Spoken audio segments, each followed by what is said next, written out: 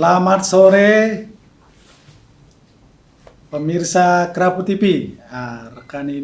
Sore ini saya mengundang rekan saya dulu di KNPI. Kita dulu main lama ya. Berselancar. Ya, jadi hari ini kita bahasannya dalam konteks Pilpres ini. Pilpres. Saya lihat kan. jaket lu pakai kuning ini, tapi dalamnya Daihat Ganjar. Daihat Ganjar, ya dong. Coba jelasin dulu dong. Katanya dari ini punya relawan namanya Al-Maun. Sedikit saja tentang Al-Maun, apa itu? Al-Maun itu dulu relawan yang resmi, dibentuk di bawah Partai Golkar pada tahun 2019 Pilpres Jokowi periode kedua. Oke. Itu terafiliasi resmi sama partai? Resmi, waktu itu Golkar cuma bentuk 3, Oke. Gojo, Jangkar Bejo, Al-Maun. Al-Maun Aliansi Masyarakat untuk Nawacita, karena waktu itu kan Jokowi Nawacita ya kan konsepnya. Gitu. Nah, terkait dengan Al-Maun itu terafiliasi dengan Partai Golkar, lalu kemudian hari ini kan Pilpres 2024 Golkar mendukung 02 gitu ya. Al-Maun sendiri bagaimana dengan posisi itu? Kita 3 tahun lalu sudah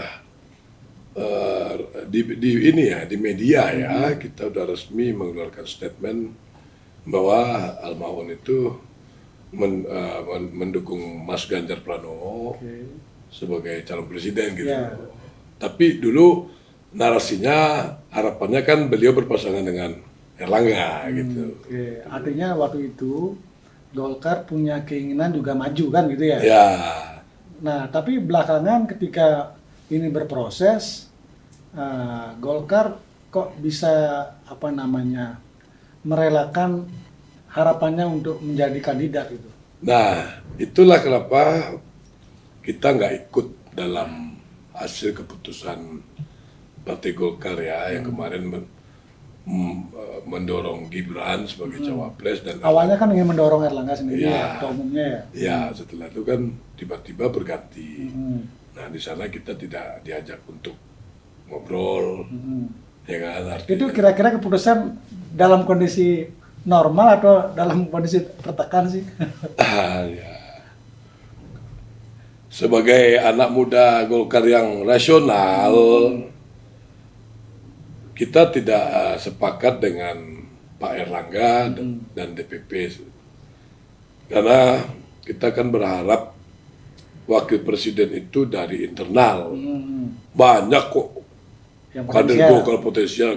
Kader muda juga yang 2 kali lipat, 3 kali lipat lebih dari dari Gibran juga banyak di Golkar. Kenapa harus Gibran gitu kan? Justru itu pertanyaan menariknya loh. Ya, Ada sesuatu kah? mungkin ya ini makanya saya bilang Erlangga sebagai nakoda tidak mengutamakan kepentingan Partai Golkar secara besar ya kan, yang mana di dalamnya seharusnya ada kepentingan bangsa yang harus diprioritaskan gitu. Oke. Ini menarik tuh ya. Anda sebagai kader Golkar gitu berani mengambil posisi berbeda ya dengan sikap partai. Terus Anda juga putra Minang ini, kelahiran Jakarta loh. Kan kalau kita merujuk kepada data Pilpres 2 kali ya kan posisi Pak Prabowo kan kuat ya di Minang ya. Nah, Anda ini salah satu orang yang kayaknya ekstrim loh. Bisa dijelaskan itu? Gini Bro Igat, sebagai ketua umum Pemuda Minang ya, kita tuh punya semangat para founding father pendiri NKRI asal Minang. Karena dulu kan dalam versi Tempo 4 dari 3 pendiri NKRI, 3-nya dari Minang. Artinya sikap perilaku politik mereka harus kita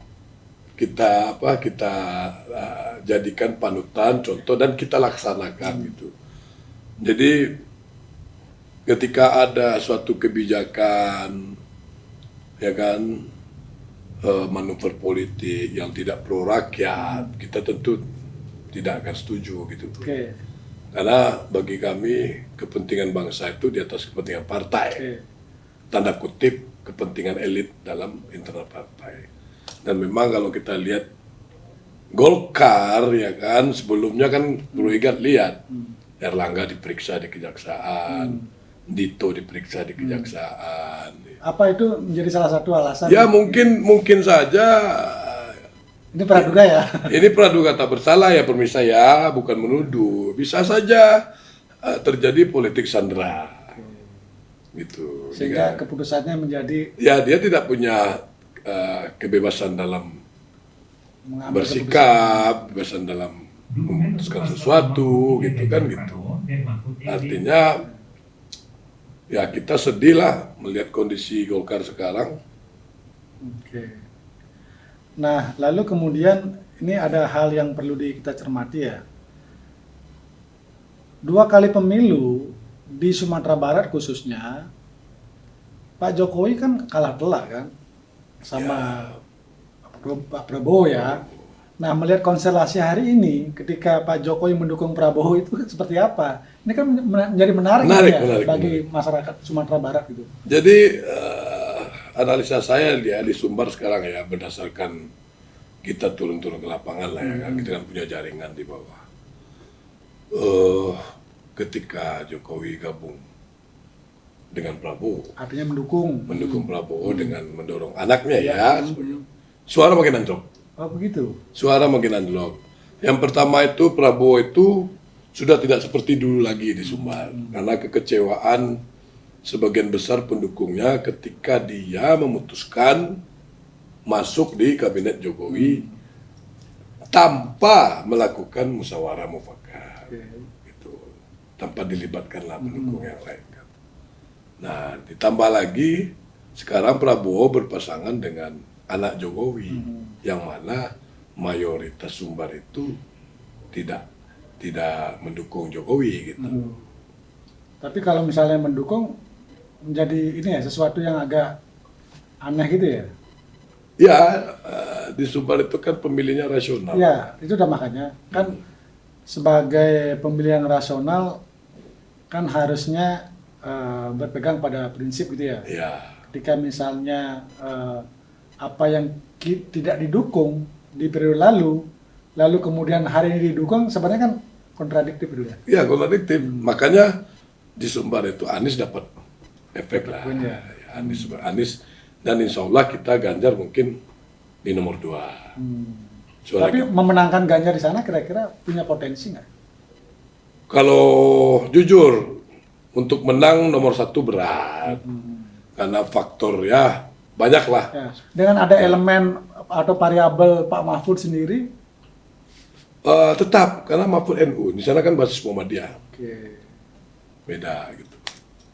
Tapi saya yakin suara Pak Ganjar melebihi suara Jokowi di 2019 untuk Sumatera Barat. Artinya secara nasional bisa secara nasional karena apa? Yang dilihat bukan hanya Pak Mahfud, istri beliau dan anak.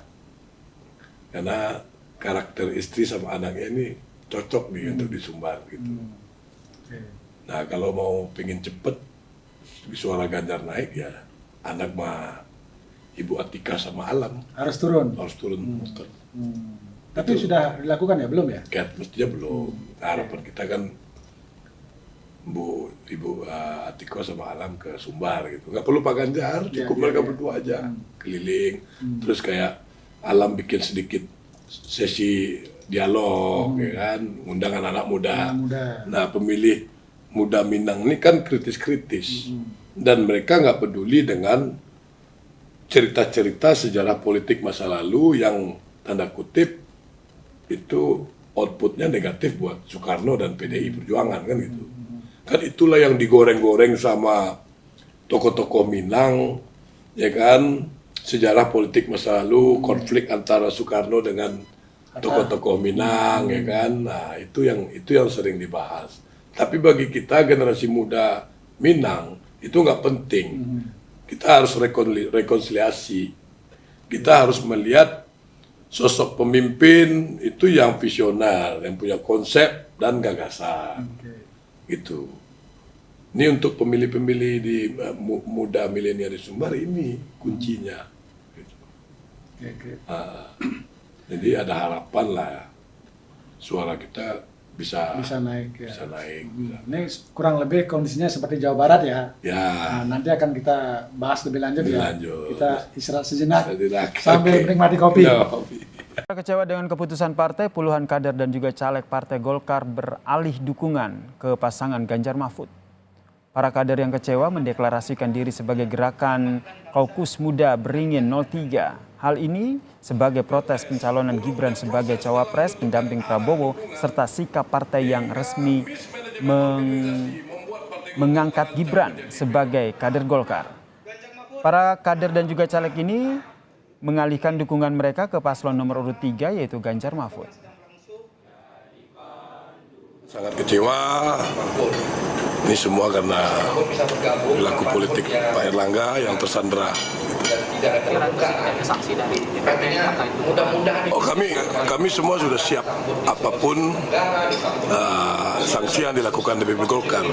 Tapi mereka harus ingat satu, Partai Golkar ini bukan bahannya yang punya.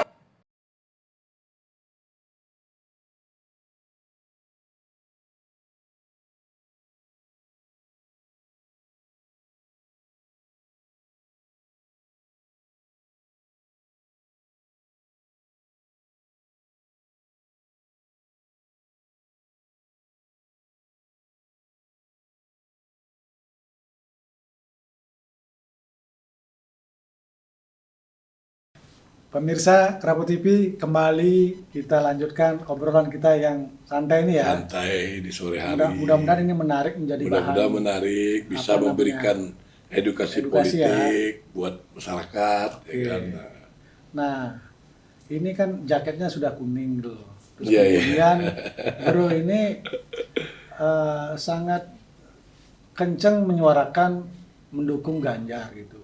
Sementara partainya kan jelas-jelas mendukung 02 gitu. Nah, informasi besok dengar-dengar ada kegiatan atau semacam deklarasi ya? Boleh dijelaskan itu? Ya, jadi kita sudah menghimpun konsolidasi. Ternyata di internal Golkar itu juga banyak ya anak-anak mudanya dan senior-senior yang sepakat mendukung Mas Ganjar. Jadi ini kader-kader Golkar yang rasional, yang punya akal sehat lah. Artinya mereka sudah menonton debat gitu ya barangkali ya? Ya, sehingga bisa merubah mungkin juga pola kemarin pikirnya. juga efek debat-debat itu kan Pak Ganjar bagus ya kan. Nah, akhirnya mereka tertarik. Kebanyakan sih yang dulu mereka membentuk relawan-relawan untuk Erlangga pada kecewa. Nah, itu kebanyakan tuh. Ya, ini ibarat bola salju ya. Snowball. Kan masih ada sesi debat kedua kali ya. Debat kedua. Barangkali debat ini juga bisa mengubah cara orang melihat kandidat ya. Nah, oleh karena itu coba kita minta komentar ini. Ya, jadi gini bro, ini ada satu pesan ya. Kalau substansinya perihal calon presiden, yang kita lihat tuh figur, bukan partai lagi. Kalau figurnya bagus, mau partainya beda sama kita mau, ya kita dukung. Tapi nggak takut disanksi gitu? Ya kita udah, ya sanksi-sanksi ringan sih ya, maksudnya. Nggak ada sanksi berat ya? Nah, kita nggak dilibatkan dalam kegiatan partai, nggak diundang, dan udah pasti nggak masuk daftar caleg, kan gitu. Ya, ini menarik ini loh. Anda kan hanya salah satu aja ini kan. Ternyata dengan rencana deklarasi yang mau Anda kerjakan bersama kawan-kawan, artinya orang-orang model Anda di tempat Anda itu banyak juga berarti dong? Sebenarnya banyak yang kritis, cuma kan malu-malu juga. Kalau nggak kita ajak ngobrol, kumpul, baru. Golkar kan politiknya agak smooth. Politik senyum-senyum ya. Kira-kira Golkar berani jadi oposisi nggak? Nah, itu pertanyaannya. Kalau masih yang di atas-atas sekarang nggak berani, Nggak berani ya? Artinya tetap ikut sana. Dengan argumentasi bahwa kita ini golongan yang berkarya. Berkarya itu harus masuk dalam pemerintah. Segala macam gitu. Berarti di sana setengah hati gitu? Gimana? Dukungan di sana setengah hati gitu. Ya, kita tahu lah bro kan banyak berkawan sama anak-anak Golkar di KNPI kan. Itu kan anak-anak muda yang cerdas-cerdas, yang jam terbangnya sudah bagus lah ya. Dari HIPMI, dari KNPI, dari grup Cipayung ya kan. Mereka ini pemilih-pemilih sehat sebenarnya. Dengan Gibran didorong itu sebenarnya banyak yang nggak sepakat gitu. Cuman kan Golkar ini kan beda dengan lain. Dia nggak terblow up gitu. Berarti Bro berkeyakinan sekali ketika misalnya Mas Ganjar dan Pak Mahfud ini dipercaya oleh rakyat memenangkan Pilpres 2024, Golkar nggak akan oposisi. Ya, itu tergantung dari Pak Presiden sama Wapres ya. Oke. Dan ya tergantung beliau lah, apakah beliau butuh Golkar di dalam apa enggak. Yang jelas kita pendukung beliau ada dari Golkar kan gitu. Oke. Kita komentari masalah ini ya, Debat. ya. Kan udah 2 kali sesi debat Pilpres. Kalau dari penilaian daripada media, netizen gitu, posisi pasangan baik Pak Ganjar maupun Pak Mahfud mendapat tempat terbaik gitu ya di pilihan netizen ya. Artinya dianggap menguasai persoalan. Menguasai persoalan. Nah, khusus terkait dengan yang debat ketiga itu kan temanya pertahanan keamanan. Ya kan, globalisasi, hubungan internasional. Kan barangkali harapan dari pihak mereka 02 karena calonnya itu adalah Menteri Menteri Pertahanan, mungkin mereka itu kepedean akan menguasai persoalan kan gitu loh. Tapi di pentas debat kemarin kok malah ya mohon maaf ya diserang 01 itu. Ya saya melihat Pak Prabowo kemarin kurang siap. Kurang siap ya. Dan gemoynya hilang. Begitu dipancing sama Pak Anies, terpancing emosi. Kan ketika kita emosi, agak susah kita untuk berpikir sehat. Apa yang kita siapkan tadi bisa lupa, ya kan gitu. Tapi di sanalah seni dalam berpolitik, ya kan. Di sanalah diuji kemampuan psikis seorang calon presiden. Jadi saya nggak sepakat juga dengan Pak Jokowi kemarin bahwa tidak boleh menyerang pribadi gitu. Kita kan menilai presiden bukan hanya dari sisi intelektual dan konsep gagasan, tapi kan karakternya juga kita harus nilai, bos. Apakah dia seorang yang arif, bijaksana, sabar, temperamen. Tapi kira-kira menurut Bro itu sebagai bentuk terang benderangnya seorang Presiden Jokowi dukung 02 gitu? Ya itu udah jelas. Jelas ya? Narasi di Pak Jokowi itu pro 02. Karena dia melakukan hal yang serupa kok zaman dulu. 2019 saya kan TKN Jokowi, Bro, ikut di dalam melihat debat Jokowi dulu bersama Pak Maruf Amin. Tapi publik memahami bahwa Pak Jokowi itu masih bersikap netral gitu loh. Menurut Bro gimana itu? Ya makanya kita harus kasih tahu mereka bahwa Jokowi itu sudah tidak netral. Udah pasti dukung? Sudah pasti dukung 02. Nggak mungkin, Bro. Bukti jelas di depan mata kita adalah anak kandungnya, wakil presiden, cawapresnya Prabowo. Itu udah nggak mungkin lah. Bapak nggak dukung anak itu nggak mungkin. Terus malam sebelum debat itu ada pertemuan makan malam. Iya, makan malam. Kubu sebelah bilang ini pertemuan presiden sama menteri, Pak. Kalau ketemu presiden sama menteri di istana dong. Ya kan? Di istana dong. Jangan di tempat publik gitu dong. Itu udah jelas. Udahlah, rakyat kita udah mulai cerdas kok. Udah ngerti lah. Tapi barangkali itu sinyal memberi semangat ya? Pak Jokowi kan masih berpikir bahwa pendukungnya banyak di bawah, padahal udah kosong.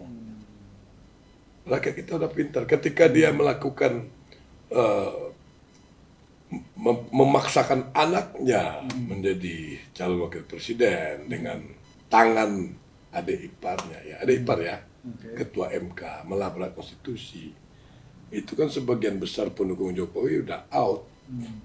Kan Bro bisa lihat itu, termasuk yang akademisi hebat, banyak itu saya lihat tuh. Seniman ya gitulah, termasuk kita.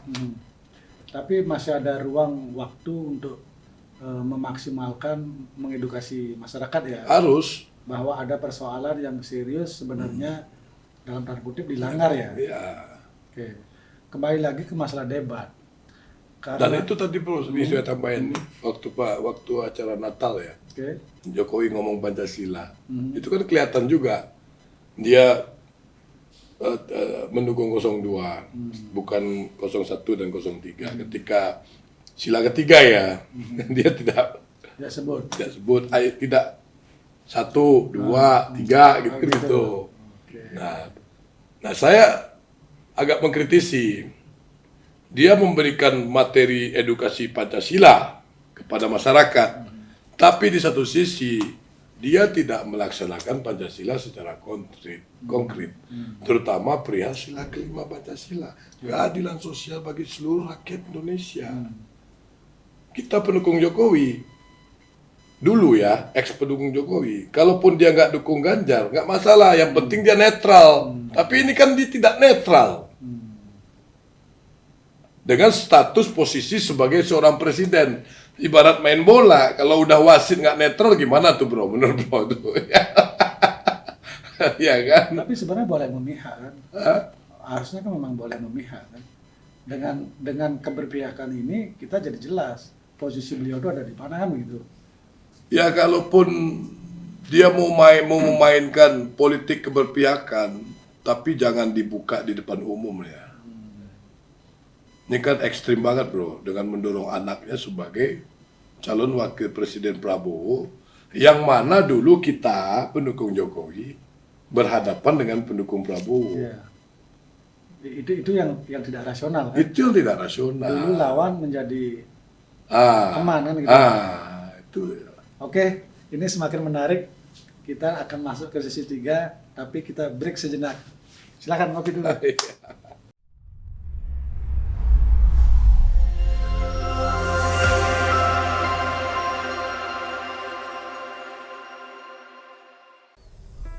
Kalian udah tahu kan, pemilu tahun 2024 sudah dimulai. Pasang mata, pasang telinga, dan pahami dengan benar bagaimana menyalurkan aspirasi Anda dalam pemilu dengan benar. Kita harus tahu betul siapa saja peserta pemilu tahun 2024 ini. Pertama, kita akan memilih calon presiden dan calon wakil presiden. Kedua, kita akan memilih anggota DPR RI. Ketiga, kita akan memilih anggota DPD RI. Keempat, kita akan memilih anggota DPRD provinsi. Dan kelima, kita akan memilih anggota DPRD kabupaten atau kota. Selanjutnya yang penting kita perhatikan adalah surat suara yang akan kita coblos. Warna abu-abu untuk memilih calon presiden dan calon wakil presiden Republik Indonesia. Warna kuning untuk memilih anggota DPR Republik Indonesia. Warna merah untuk memilih anggota DPD Republik Indonesia. Sedangkan untuk warna biru untuk anggota DPRD provinsi dan warna hijau untuk anggota DPRD kabupaten atau kota. Ingat ya, ingat jumlah dan warna surat suaranya. Jangan sampai gagal fokus karena suara kalian sangat menentukan setidaknya untuk 5 tahun ke depan. Setelah nama kita dipanggil di tempat pemungutan suara dan kita diberikan surat suara, saatnya kita menentukan pilihan kita di dalam bilik suara. Setelah mendapati calon atau gambar peserta pemilu yang Anda pilih, ambil alat pencoblos yang telah disediakan. Coblos tepat di tengah-tengah gambar calon atau di dalam garis yang mengelilingi gambar calon pilihan Anda. Bila Anda mencoblos di luar garis, maka dalam penghitungan surat suara Anda tidak sah. Mengambil gambar atau merekam proses pencoblosan di dalam bilik suara atau mengunggahnya di media sosial, itu dilarang keras. Kita meriahkan pesta demokrasi ini dengan berbondong-bondong ke TPS untuk menyalurkan aspirasi kita di dalam bilik suara. Jangan sia-siakan suara Anda dalam pemilu kali ini, apalagi golput. Kalau ada yang ingin ditanyakan, silahkan datang ke kantor KPU di kota Anda atau kunjungi website. Oke, selamat berpesta, berkampanye, dan tentukan pilihan. Tetap damai, jaga persatuan bangsa. No hoax, no celah-mencela.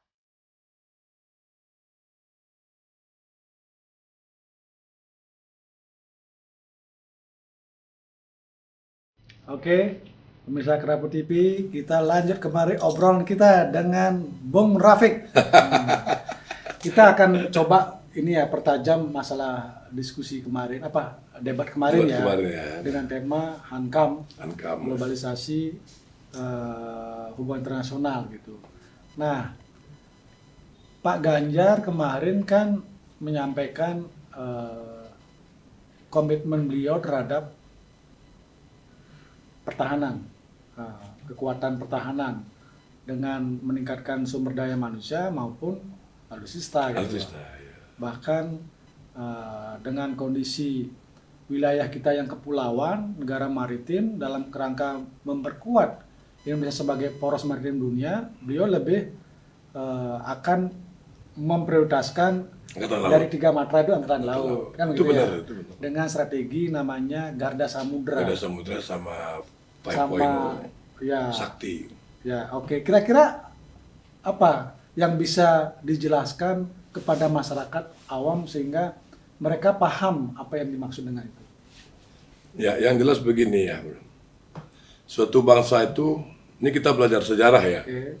Suatu bangsa itu harus mempunyai kekuatan militer yang hebat. Agar apa? Agar tidak Ada ancaman musuh. ancaman invasi negara asing. Kan kita pelajari lah, mulai dari zaman Sriwijaya, Majapahit. Ya kan, kenapa Sriwijaya itu ditakuti dulu? Karena kekuatan angkatan lautnya sangat hebat di zaman itu. Sehingga penguasa Asia Tenggara ini kan dulu Sriwijaya, lalu dilanjutkan oleh Majapahit karena dia punya meriam.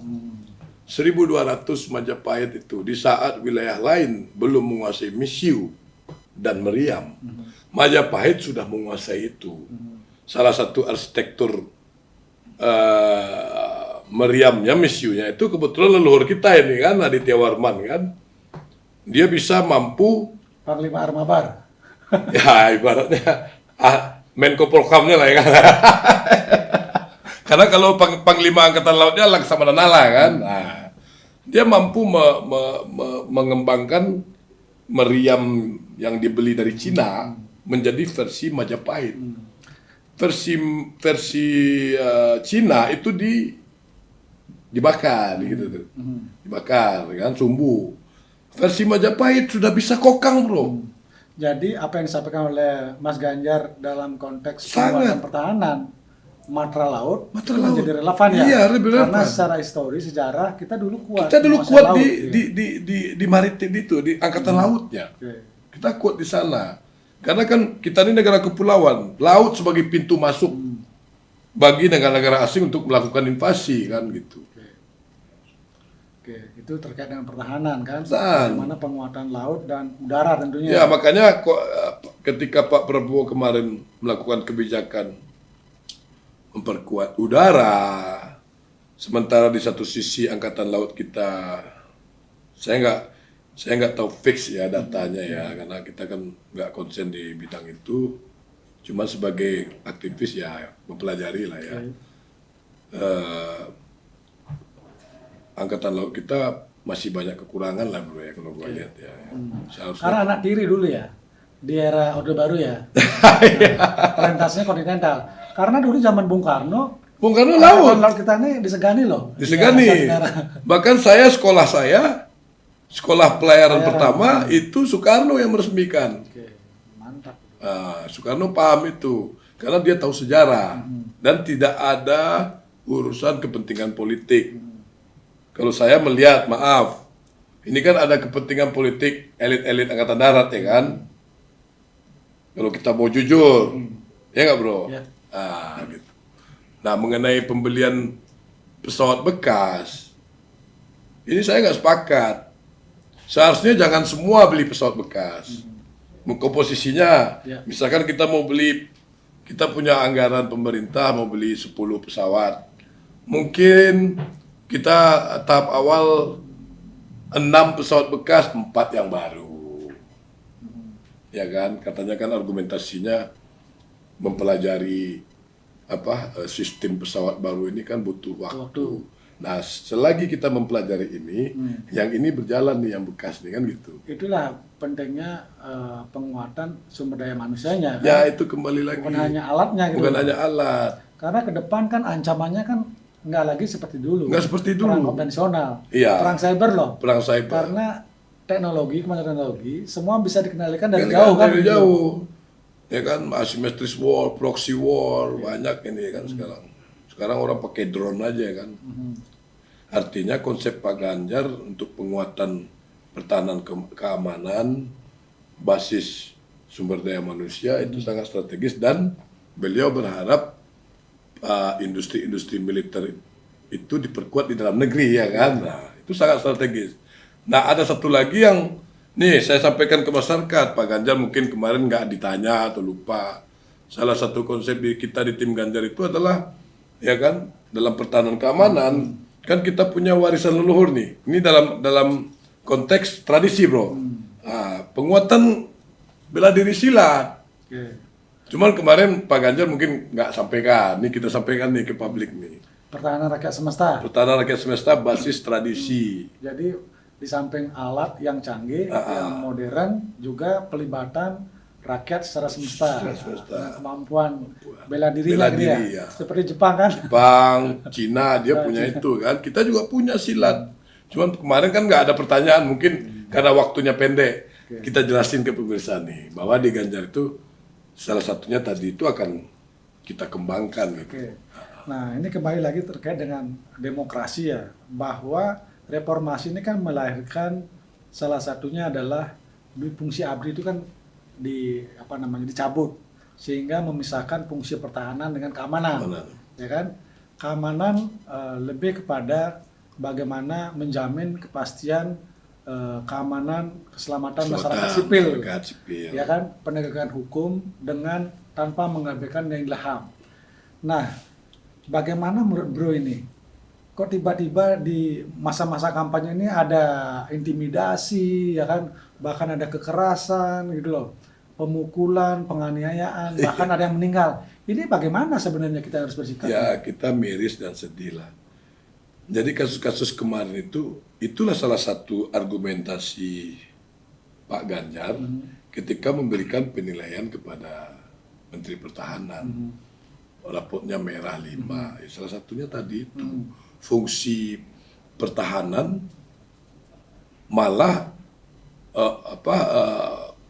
kelompok pertahanan ini mengambil fungsi keamanan gitu. Urusan knalpot, urusan mabok, ya kan itu kan urusan polisi, bukan urusan TNI gitu. Apalagi ya kasus ini terjadi di jalan umum kan. Ini kan di luar komplek militer. Kecuali kasusnya terjadi di dalam komplek militer. Itu hak prerogatif TNI itu. Ini cukup menodai demokrasi ya. Ini menodai demokrasi dan salah satu raport merah Kementerian Pertahanan. Gitu. Jadi tentu kita yang cinta dengan demokrasi kan harusnya menjadikan proses tahapan pemilu ini kita ini saling bergembira gitu ya. Bergembira. Berbeda pilihan gitu. Nah, terjadi grafik kenaikan demokrasi yang bagus, ya kan? Itu harapannya kan tanpa ada hal-hal intimidasi, kecurangan, tidak adil kan gitu. Money politik, ini yang berbahaya nih. Money politik, ya kan? Kira-kira menurut Bro ini ada nggak kira-kira ini memang bagian dari skenario ya? Bagi gua bro, gitu loh. Bagi gua bro, hal-hal yang seperti tadi itu dilakukan oleh kelompok yang memang tidak berkualitas dan tidak percaya diri bahwa dia bisa menang dengan cara-cara yang benar gitu. Harusnya politik ini kan adu gagasan kan? Adu gagasan, adu konsep, tanpa ada intimidasi seperti kasus-kasus kemarin itu kan, sehingga ada korban itu nggak bagus gitu. Ya mudah-mudahan sih ini menjadi pembelajaran yang terakhir ya, yang terakhir jangan sampai terjadi lagi. Ya, semua mengkritisi bahwa demokrasi yang kita harapkan tuh nggak boleh terjadi. Kita harus dewasa. Berbeda pandangan, monggo. Ya, seperti sebagai kader Golkar. Seperti beda saya dengan bosnya. Di Golkar nih, ya kan, walaupun beda calon presiden, tidak ada itu dipecat-pecat ya kan. Nah, tetap aja Tetap bisa ngopi bareng gitu masih ya. bisa ngopi bareng. Bro ingat PDI saya Golkar masih bisa bersatu. Tapi menarik, gua juga kemarin kan menghadiri kawan lama ya, dari PAW, dapat PAW dari Partai Gerindra gitu loh.